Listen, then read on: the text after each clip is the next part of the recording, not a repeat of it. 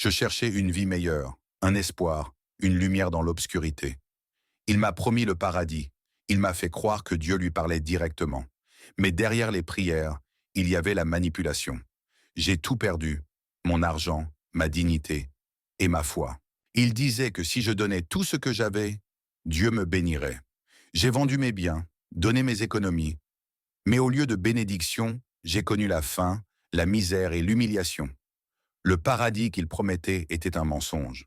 J'ai été enfermé dans une pièce sombre, privé de nourriture, obligé de prier jour et nuit. On me disait que c'était un test de Dieu, mais c'était un enfer. Mon corps était faible, mon esprit brisé. J'ai survécu. Mais à quel prix? Je croyais en l'amour de Dieu, mais ce pasteur ne m'a offert que la peur.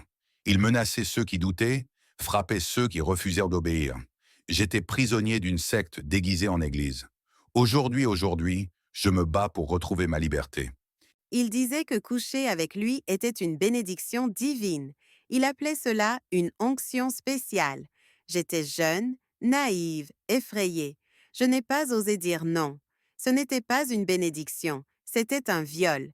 Et aujourd'hui encore, la douleur ne disparaît pas. Ma mère était malade. Il m'a dit qu'elle guérissait si je donnais tout ce que j'avais. J'ai tout donné, et elle est morte. Ce jour-là, j'ai compris que cet homme n'était pas un homme de Dieu, mais un escroc vêtu d'une robe pastorale.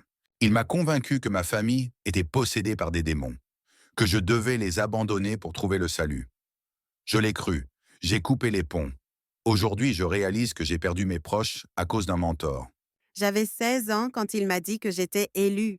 Il m'a forcé à quitter l'école, à vivre dans l'Église, à servir jour et nuit. Il disait que c'était la volonté de Dieu, mais ce n'était que de l'exploitation.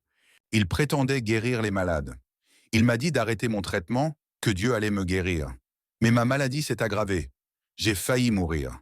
Aujourd'hui, je suis en vie grâce à la médecine, pas à lui. Ce n'était qu'un charlatan. J'ai mis du temps à comprendre que je vivais sous l'emprise d'un manipulateur. J'avais peur de partir, peur d'être maudit. Mais j'ai trouvé le courage. Aujourd'hui, je reconstruis ma vie et je veux aider ceux qui sont encore piégés.